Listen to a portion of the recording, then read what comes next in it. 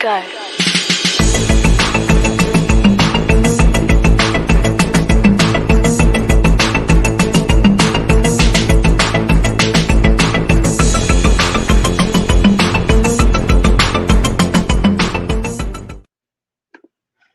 Welcome to Writer Mother Monster. I'm your host, Lara Ehrlich, and our guest tonight is poet and mother Tzynya Pinchback.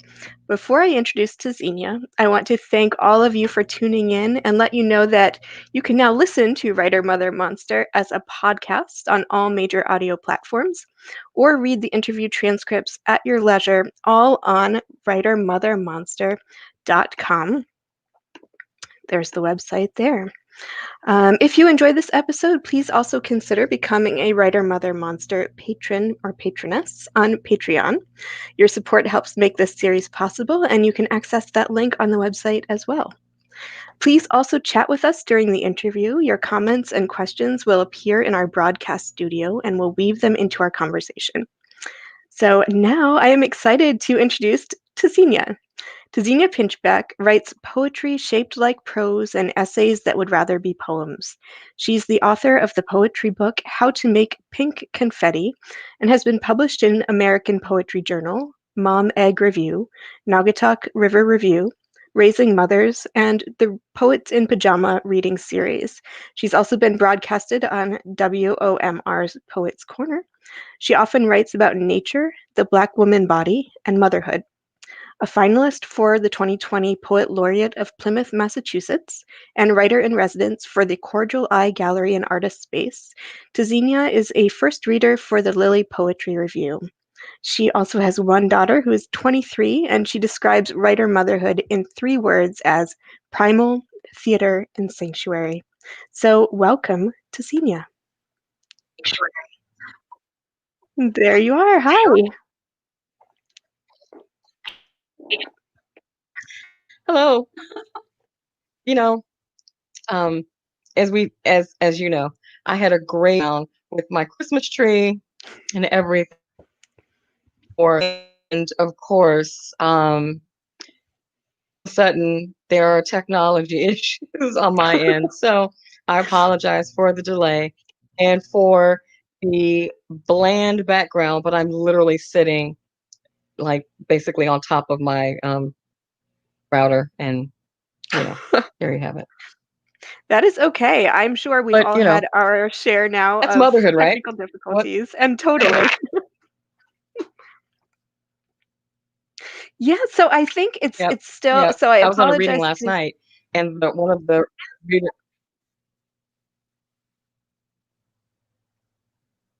Oh no. So I think there is a bit of a lag, a delay here. So we'll have to try to play it by ear and talk to each other as best we can. But I'm sure we'll make it work. Like you said, this is motherhood. Okay.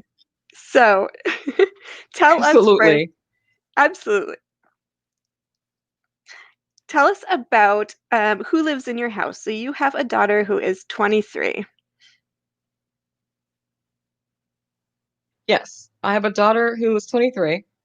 She just finished college last year, and she should be Rhode Island in college, but for grad school. But the pandemic kind of put that all upside down. So she was going to either work part-time there or work do an internship in Boston for a year, and then return to school for grad school. But with the pandemic, and because her job would put her in close proximity with the public, and I have a compromised immune system, so she had to step away from that job. So right now we're just kind of loafing around in the pandemic in this house, probably driving her crazy. So that's my home life right now. Sounds a little crazy, I think. No more crazy than motherhood generally and writing. So tell us also now about the writing side, about your poetry. I described it a little bit in your bio, but just tell us about the kind of work that you write, and then we'll put them together and we'll talk about writing motherhood. Well, I have wanted to do essays for a long time, and I've just been really intimidated by the process. And I just started this year working on a collection of essays that are memoir essays that cover actually the time that so about a time period of about 10 years, right at the point where I left my daughter's father, my ex-husband, and it ends right up to the point that my father died. Um, so I'm still working on poetry. I mainly write poetry, and I've kind of shifted over the years. I I wrote differently when my daughter was young. Um, I wrote about different. It's almost like it was a completely different time or a different life. Um, I am 2 years in remission from cancer, so I started about maybe 3, 4 years, about 2017. My writing changed, my poetry changed. Um, my voice became a lot more subtle, I think. Somehow, some weird way, getting cancer made me a better writer. It made me trust my voice more. It kind of freed me up to write about whatever I wanted to write. And the first piece that I published, let's see, I didn't do anything 2012 until 2017. And the first piece that I published, I actually wrote it during my first appointment with my oncologist to find out what the treatment was going to be for cancer. Um, I think so much of what I write is I'm usually writing about what scares me, and I'm an easily frightened person. I struggle with anxiety. I have all my life, so there's always been an entire catalog of things I wouldn't write about. I just wouldn't approach them. I wouldn't talk about them. And I guess when you get something like cancer and you've got that looming over, it's kind of wiped out all of those reservations. Um, so I feel like everything up to 2017 is a completely different voice. I feel like it's a completely different landscape. And since then, I've just kind of been writing. I've written a lot about death, obviously. um, I've written about motherhood a lot more now. Um, and my daughter's an adult now. Um, and in the work that I'm doing right now, the essays, I'm exploring the connection between my mother and me, me and my daughter.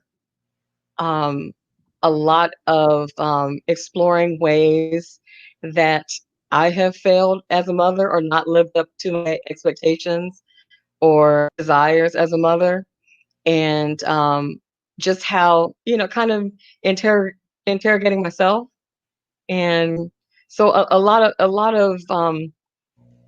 of me, my mom, and my daughter in these essays that I'm working on now. So it's scary, fun, it's laughable, it's sad. It's a lot of everything.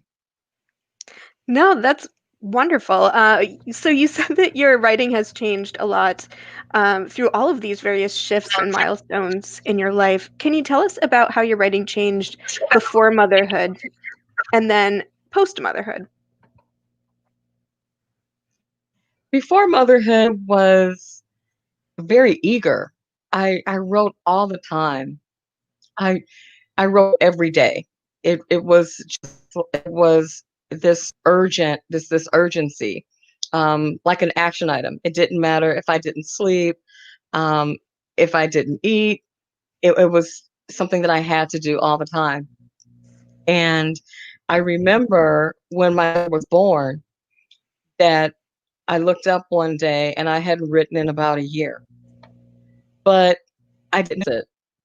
And sounds really odd because I have a lot of friends who are artists, who are writers, and for most of them, the idea of stepping away from your practice like that would be almost a betrayal. Um, and I would have these conversations with friends of mine. I had my daughter young. I was 25. I'd only been married for about maybe 4 or 5 years. And all my friends were right at that point where they were finishing grad school and they were publishing and they were writing. And I was doing exactly the opposite.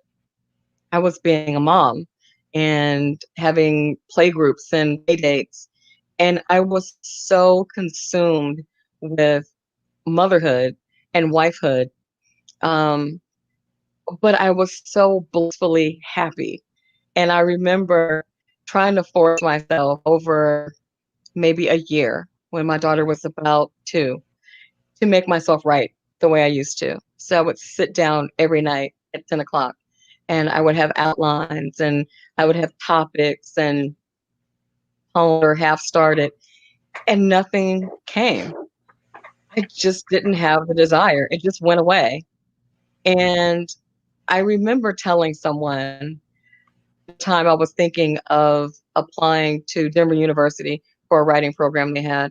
And I remember telling a close friend who was teaching in the program that I just couldn't find the words I couldn't find the words to capture how big this mothering was. Like, I felt like it kind of replaced the desire to write. And so I just kind of I let it. I just let it go. I did apply to the writing program, but I did it. Um, and that was very difficult and very hard. I was very hard on myself um, about it because I kept thinking that, you know, here we are, and I'm acting like a 1950s housewife, baking bread and tending a garden and you know raising a toddler when I should be documenting this and writing about it. And it was very odd. And then I got divorced, and I had a terrible divorce. My divorce itself lasted about a year, but fall it lasted 10 years. And then, like clockwork, like overnight, I just woke up and I wanted to write. But then I didn't have the time or the space. So I was still writing, but it just, there was just so much going on. And I just had maybe about 4 or 5 years where I just said, you know what, I'll get back to it. I'll just kind of write and put it aside and leave it in a drawer. And in 2007, I made the decision. My daughter was a little older. Um, I had time away from her because she would go, you know, spend the summers and different holiday breaks with her dad. And I said, I'm going to do it. I'm going to go to grad school, work on my MFA. I had been writing for a couple of years, and I took that summer while she was away, and I went to a couple of workshops. I went to Person Write Writers Workshop. I went to a workshop in Southern Georgia. I did a workshop, like a master class in Florida, and I worked all summer. I worked on my admission manuscript, and I just workshopped it. I wrote, I revised, I got all my letters of recommendation, and I knew exactly where I was applying the program. I had interviews set up, and my daughter came back from summer visitation, and about maybe 3 months later is when she told me she'd been assaulted. and it had been going on for years, and everything just stopped. There was no writing, there was no, I mean, everything just stopped. We just went kind of, it was like we just hit a brick wall. And just with all the things and all the fallout with that, I made a decision that I couldn't work and be the kind of mother that I would have to be to get her through that and get her through to early adulthood and write. I didn't have it. So I had to make a decision. So I divorced writing and just said, you know what? Someday I'll get back to it. When she graduates from high school, I'll get back to it. And that's exactly what happened. Just I the manuscript that I was going to use for to apply to the MFA program, I submitted it to Dancing Girl Press, and it was published. And that was kind of my swan song, I guess. So, Can I ask you, so that is such a awful and powerful story. And I can't imagine as the mother. So I have a daughter who's 4, of course, much younger, but um, and I can't say I understand, but I can sort of imagine that if something traumatic were to happen to my daughter, that would take precedence over everything else in my life. Um, and it doesn't sound like that was a question for you. Like it sounded like it was, of course, this is the type of mother I need to be right now. Could you talk a little bit about that and about how the type of mother that you expected to be and that you needed to be at different points during your life and your daughter's life might have changed? um, I thought I was going to be I thought I was going to be kind of, I thought I would be teaching while my daughter was in school, or my children, because I actually wanted 4 kids, you know? I had this that I would have 4 kids.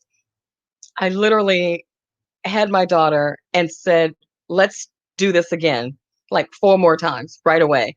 So, in my mind, I would have 1 walking beside me, 1 in a sling on my chest, and a double stroller. This was my fantasy. And I would write at night when they were asleep, and I would teach writing workshops part-time on the weekend. Um, Everything was gonna be perfect, you know? I'd be cooking from scratch and baking and, sewing and just doing everything perfect. I had a very unrealistic ideal of motherhood, um, despite the precarious relationship I had with my mother at times. Um, but my mother was very good at juggling and masking. So my mother made it to every PTA meeting, and she always cooked from scratch. And, we always looked perfect going to school, and everyone loved her, and she's very charming, and, she was always volunteering. So I just figured that's what would happen for me. And somehow I would also be this very prolific writer and cranking out, you know, content all the time. I don't know where I came up with this, but um, when I first became a single mom, I let go of some of that to some extent. I think I still kind of held that expectation, but when I decided in 2007 that I was going to just let writing go for a little while, um, I didn't have it as an outlet, and writing has always been something that I use. I journal for myself. It's a way for me to kind of understand things that are going on. So when I let go of all of that, all I did was sit with my own guilt. Um, of course, the first thing I thought was I'd spent the last 2 years. The first thing I thought when my daughter started flying out of state to spend summers and holidays with her dad, the first thing I thought was, now I can write. Now I can work on going to grad school. Now I can get this manuscript together. So the first thing I thought was I too focused on my art to notice that my daughter was being abused when she was away from me? And, then you start to think of, you know, the nights before you would put, getting her ready and put her on the plane for the days leading up to her leaving. As much as I would miss her and I was preparing to miss her, I was so excited about writing because my two greatest loves in my life have been motherhood and writing. So I just spent years after that, years, stricken with guilt of, how much time was I putting into that?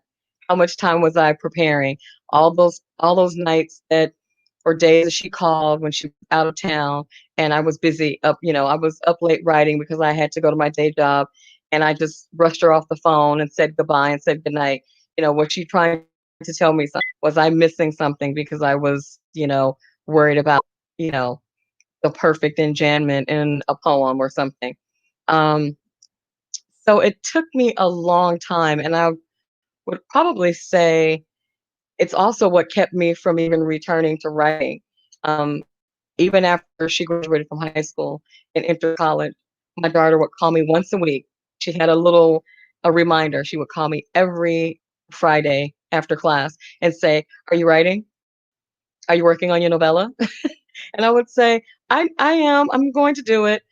But it took that point from around 2007 until 2017 for me to get sick and to realize that I just gotta let some of this shit go.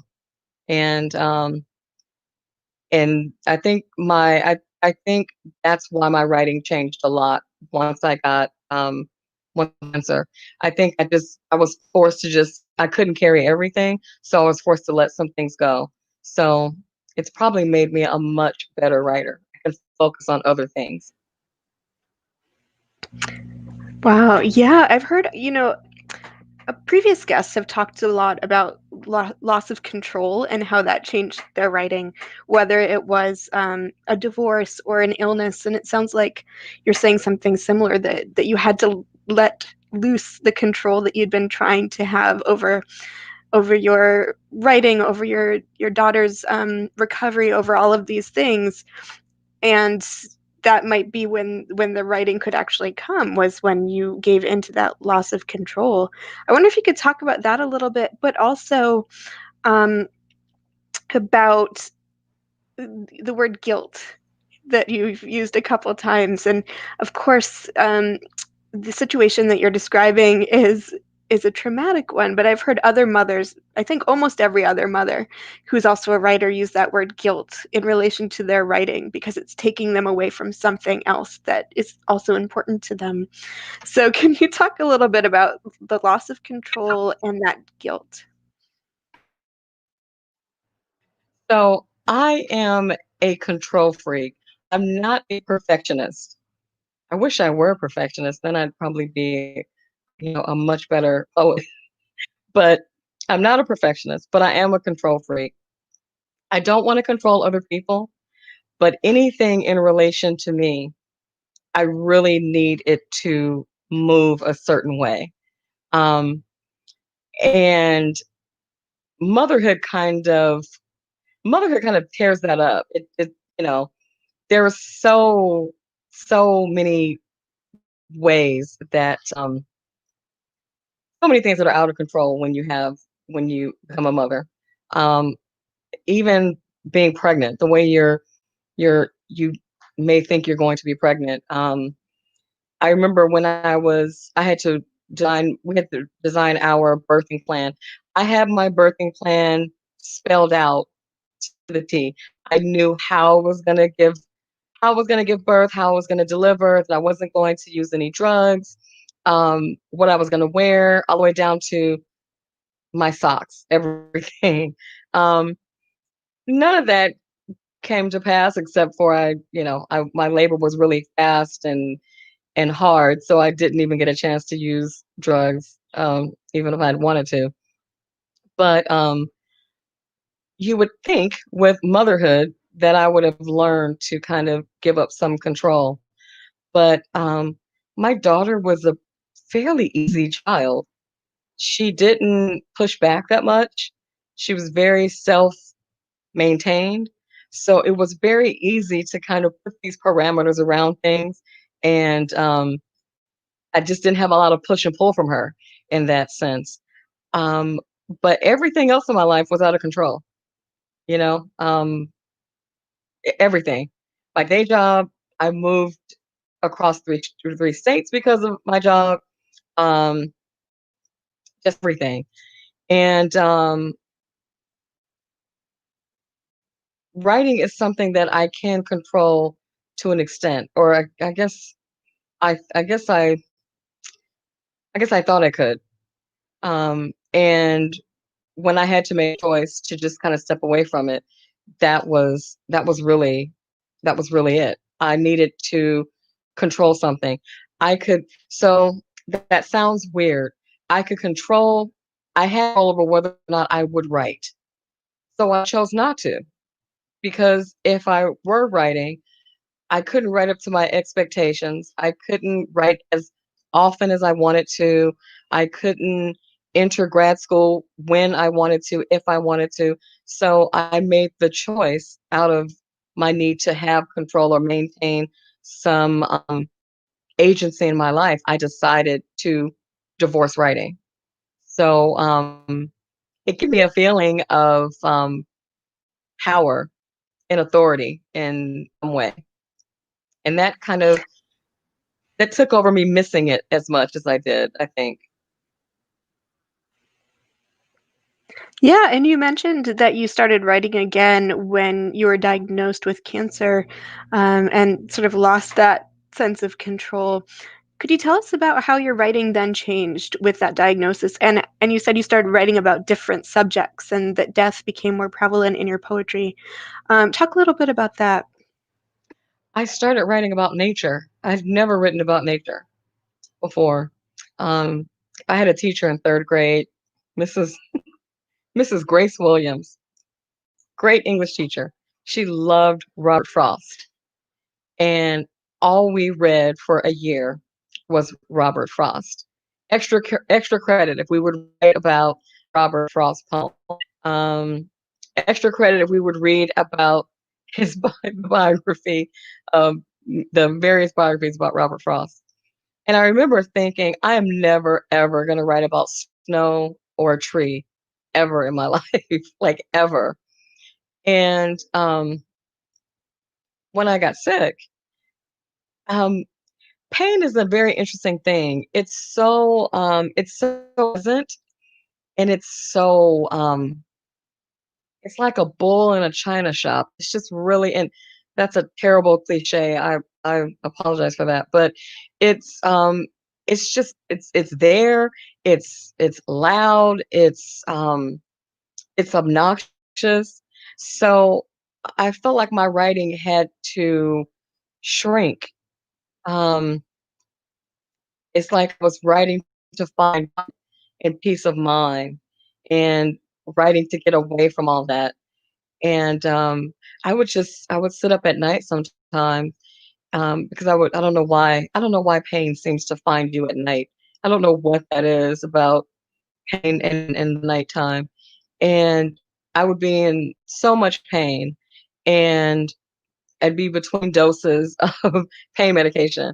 And so I would have nothing to do. And I would just read. So I would read and write. And I wrote I wrote great stuff, but I was writing about trees a lot, surprisingly. I was writing about the seabirds. At the time we lived right across the street from the harbor. So you could hear the birds every evening. Um, these were the things that just comforted me. They were just very comfortable. Um, and there also was some comfort in writing about death, not necessarily my death, but kind of death just in general, not as this looming big monster or someone showing up at the doorstep, with a scythe and, a black robe, just more, kind of an inevitable thing, like the sunrise. And it just brought me peace of mind, which is, I think, what I really, really wanted at the time. Um, as you can imagine, being someone who really has a need for control, um, getting sick just threw all that out the window. I couldn't rely on my own body. I had no control over my body. Things that didn't bother me before bothered me. Things that never hurt before hurt. Um, and I was in the hands of like a whole care team. I had 2 separate oncologists, and I had a gynecologist, and I had, you know, a chemo teacher, and so I had like 5 or 6 different people that I was having to see weekly and talking to and reading reports, and it was so overwhelming that when I would sit down to write or when I would think to write, or even things that I would notice, like I would be in the chair in the treatment room, about to hook up the port for chemo, and I would, I'm watching this person inject a syringe about that thick full of the chemo cocktail, which mine was purple, and he's injecting it into my port.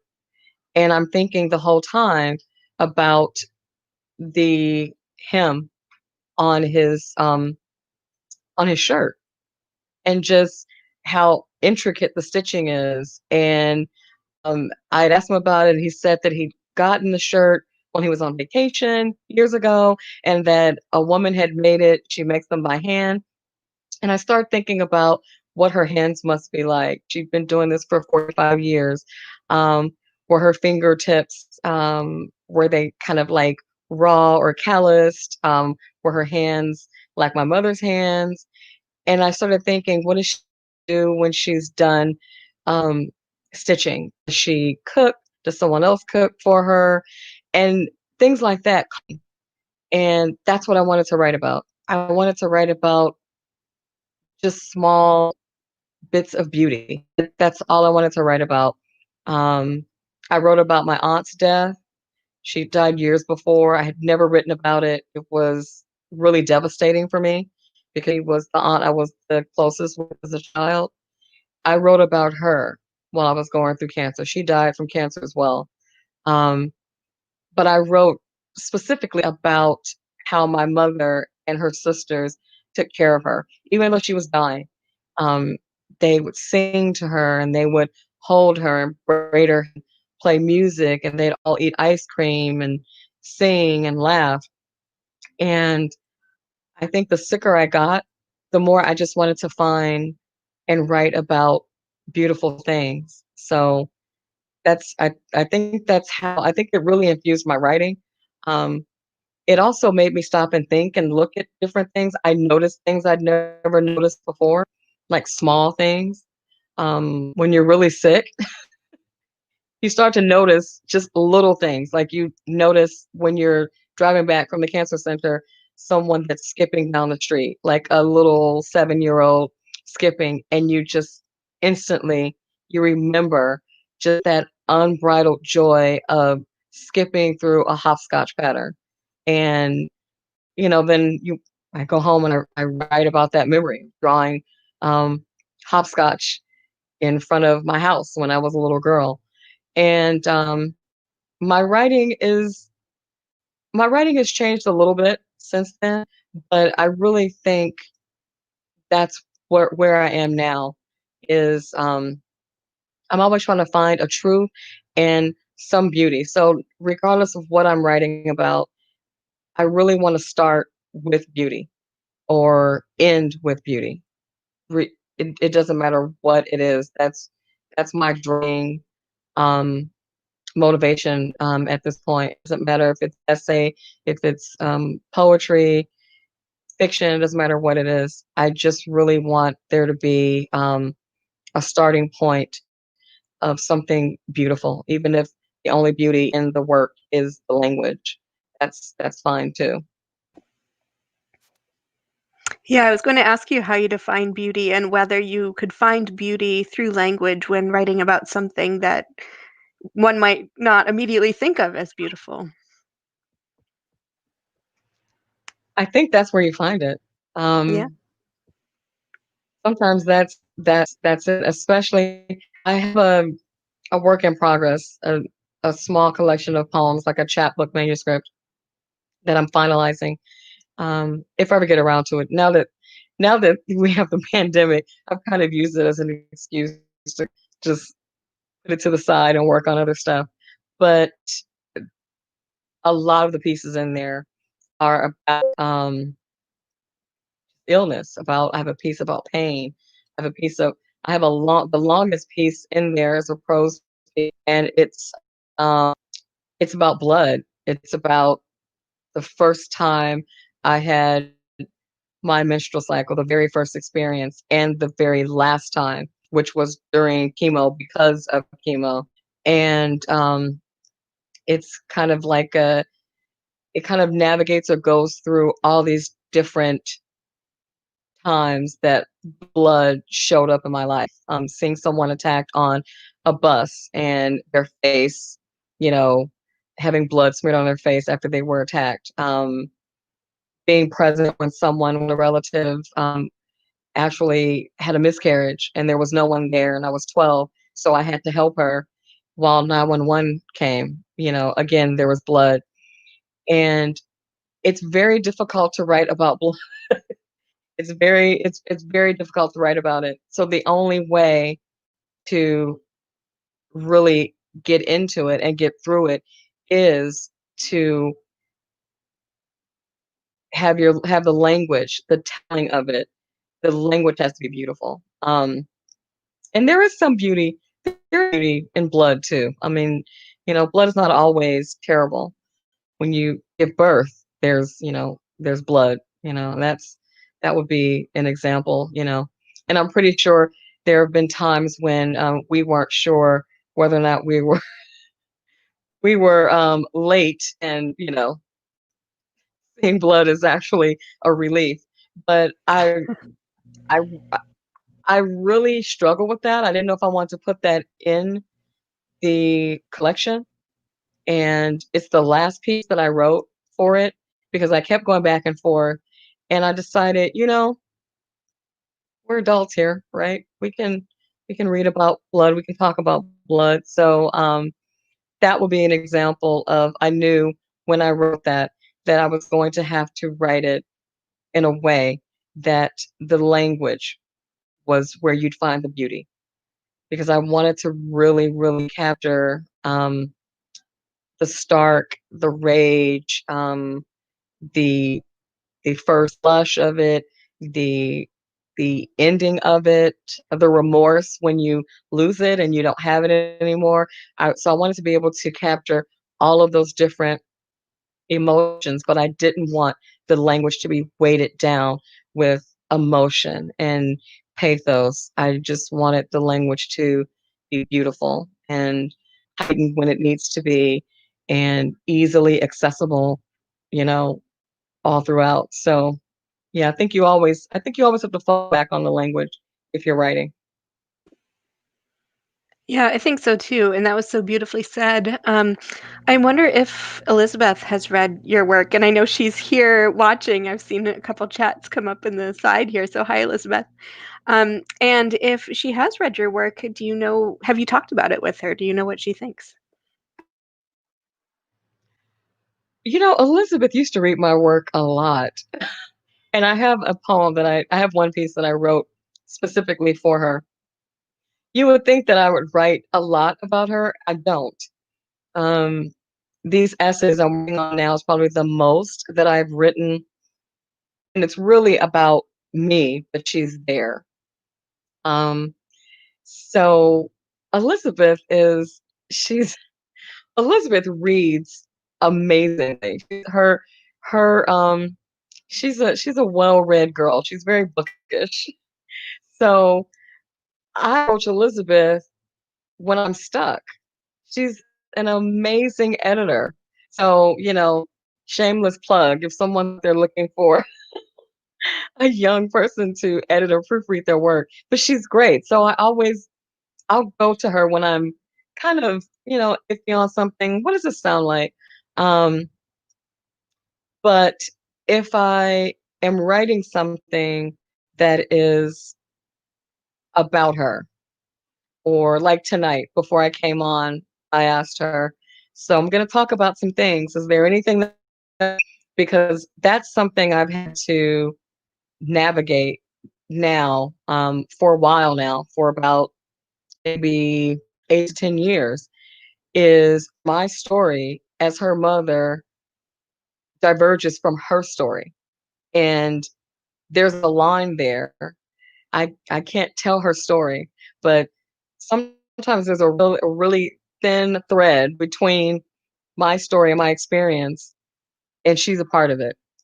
So if I'm ever writing anything that I think may start to intrude um, on her space or her narrative, then I will take it to her and I'll ask her before I even start, and then I'll show her like the final work of it, because I never want to, in telling my story, I never want to intrude on her story. I never want to unearth truth that's mine if it's going to do harm to someone else or to her.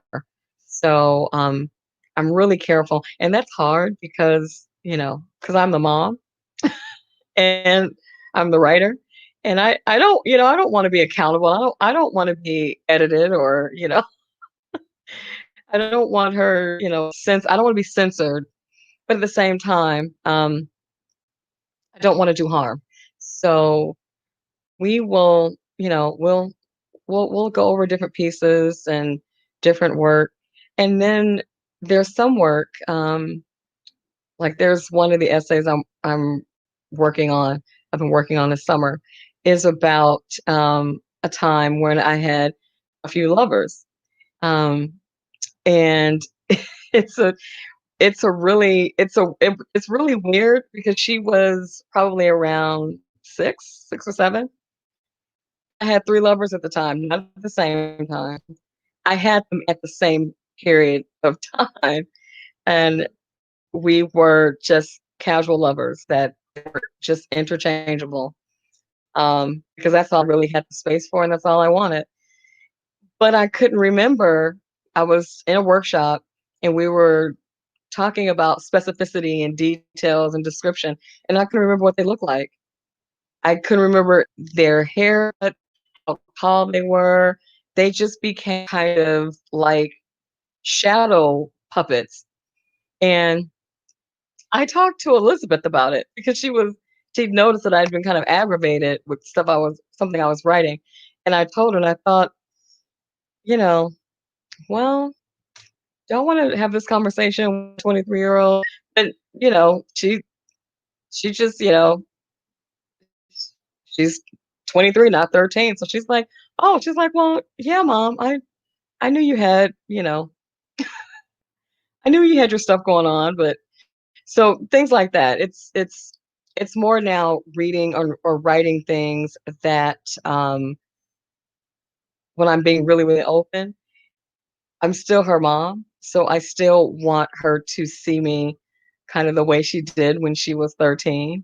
Um, so it's a little overwhelming sometimes to think that she's going to see me kind of splayed out and me, really write about my flawed, decisions, things like that. But at the same time, maybe her reading that and knowing that will help her, you know, when she's, got to make a decision in the future, or she's got to think about something. I would rather her think or understand just how flawed and how many mistakes I made and how I went to bed every night, doubting if I'd made the right decision that day or made the wrong choice. Um, I think it's great for her to understand that there's no perfect way to be a mom, no perfect way to be a woman, to be a human. So,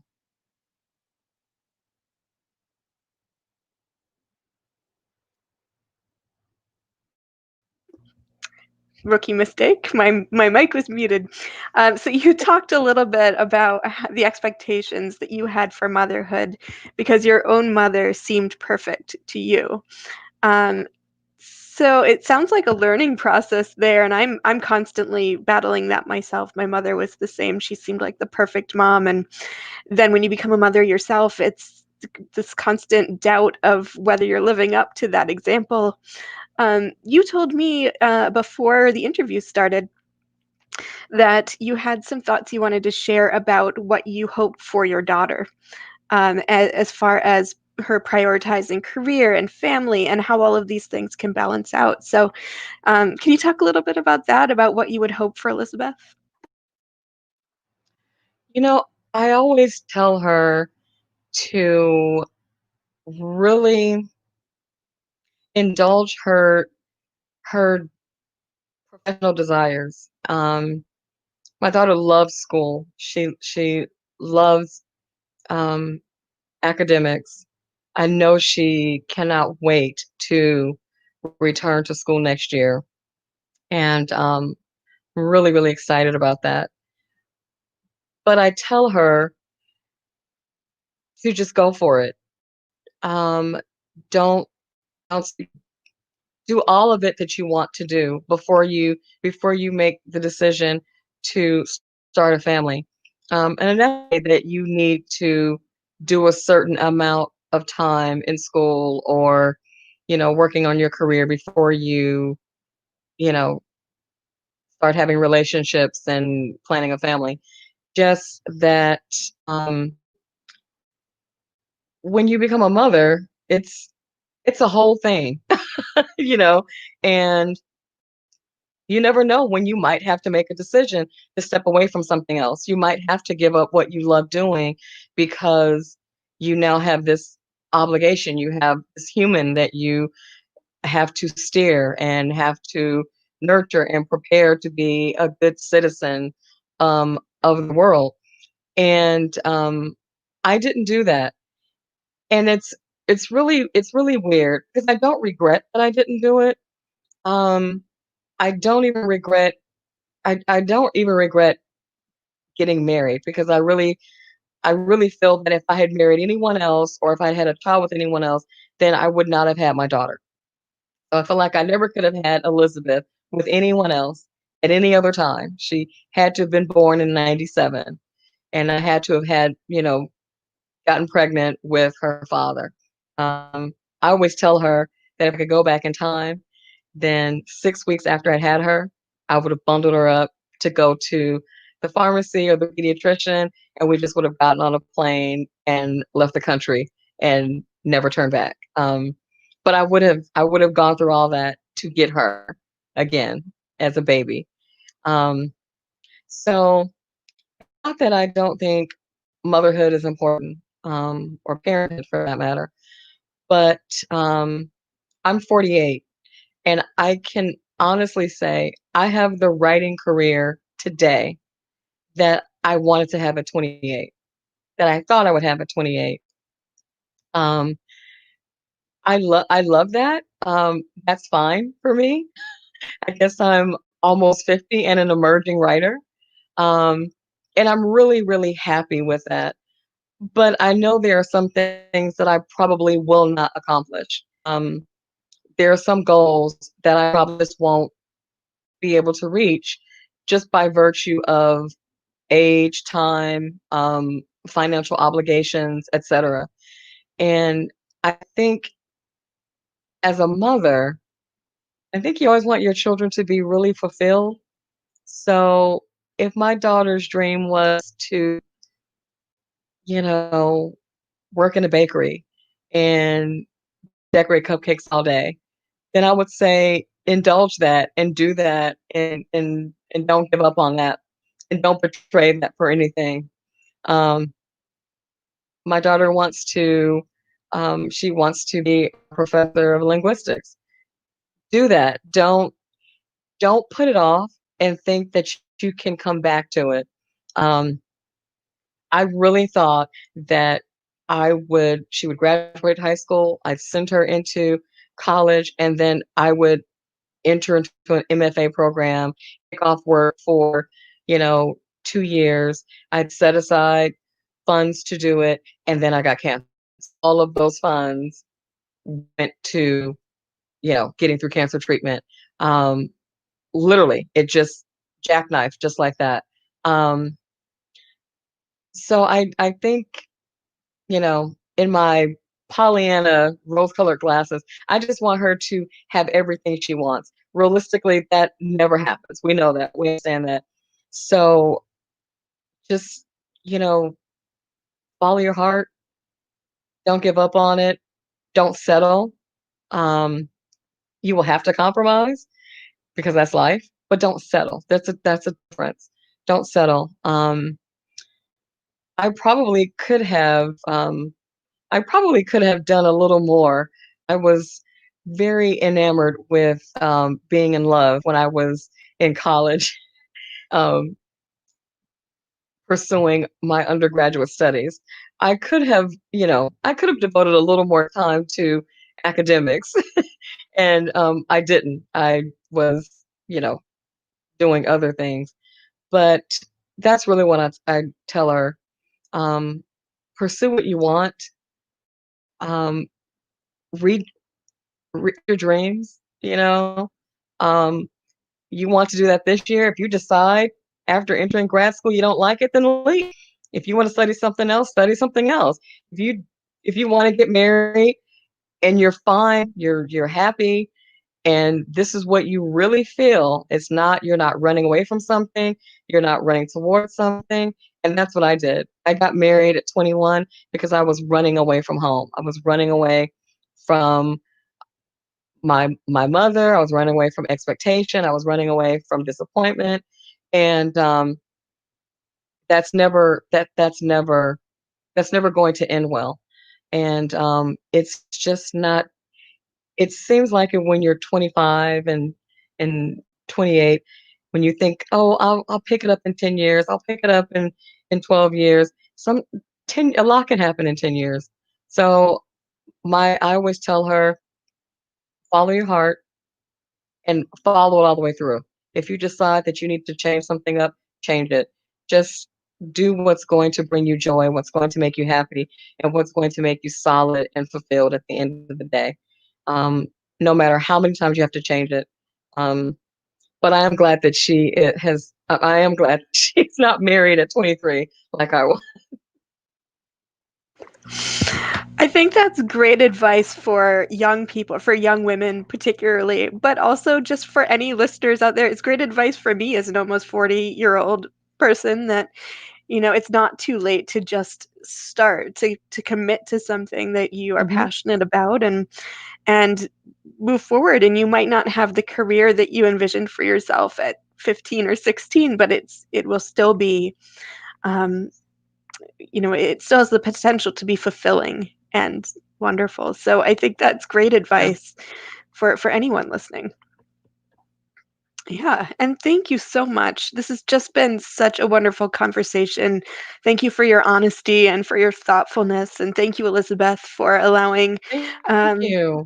to touch on some of these subjects that I know must have been difficult. So we really appreciate your time and um, your showing up this evening. And Sorry let's that I had to come and build a little fort right around right around my my router, but I guess that's what happens, right? We made it work. It's okay. We made And it I work. put up your website And here thanks for for anyone.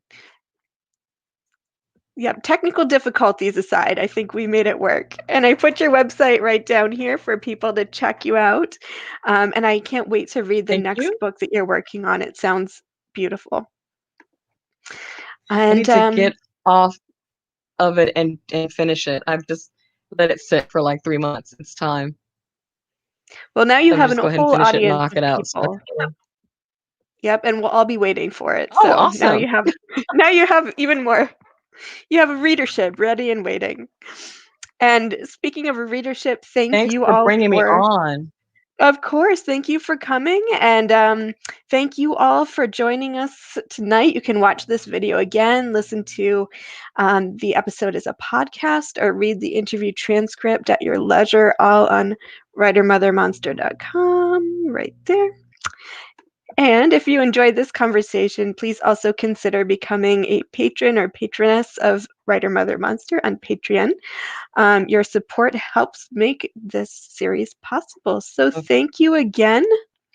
And we'll say goodnight and see you all next time. Good night.